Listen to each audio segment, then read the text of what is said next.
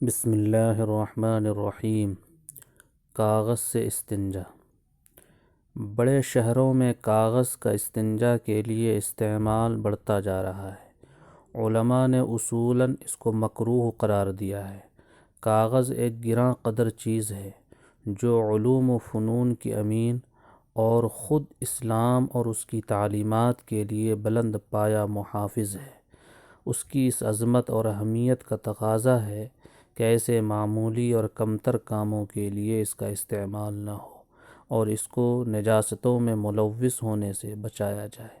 اس لیے فقہا نے اسے مکروہ لکھا ہے، البتہ مجبوری کی حالت اس سے مستثنیٰ ہے۔ علامہ شامی رحمہ اللہ نے اس کی کراہت کے اسباب پر روشنی ڈالتے ہوئے لکھا ہے، لِثَقَالَتِهِ وَتَقَوُّمِهِ وَلَهُ احْتِرَامٌ أَيْضًا لِكَوْنِهِ آلَةً لِكِتَابَةِ الْعِلْمِ۔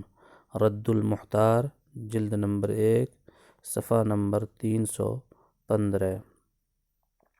یعنی اس لیے کہ وہ چکنا ہوتا ہے جس سے نجاست کے پھیل جانے کا اندیشہ ہے، اور قیمتی ہوتا ہے، نیز علم کی تحریر کا ذریعہ ہونے کی وجہ سے قابل احترام بھی ہے۔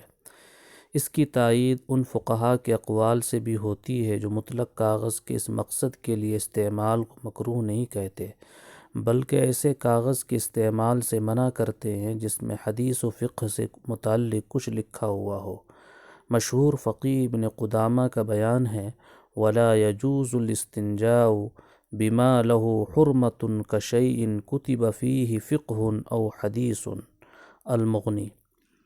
یعنی قابل احترام چیزوں، مثلاً ایسی چیز کہ جس میں فقہ اور حدیث کی عبارتیں درج ہو، سے استنجا کرنا جائز نہیں۔ اور علامہ رافعی لکھتے ہیں، وَمِنَ الْأَشْيَاءِ الْمُحَرَّمَةِ مَا كُتِبَ عَلَيْهِ شَيْءٌ مِّنَ الْعِلْمِ كَالْحَدِيثِ وَالْفِقْهِ۔ شرح الوجیز۔ مطلب ہے حرام اشیاء استنجا میں سے ایسی چیزیں بھی ہیں جن پر حدیث اور فقہ جیسی علم کی باتیں لکھی ہوں۔ یہ نہ صرف فقہائے اسلام کا نظریہ ہے بلکہ عقل و دانش کے تقاضوں کے عین مطابق ہے کہ ایک انسان کو ناک صاف کرنی ہو تو وہ کرتا کے دامن کو اس کے لیے استعمال نہیں کرے گا، اس لیے کہ اس کی نگاہ میں ان چیزوں کی عظمت ہے اور وہ دراصل اس کی شخصیت کا مظہر ہے۔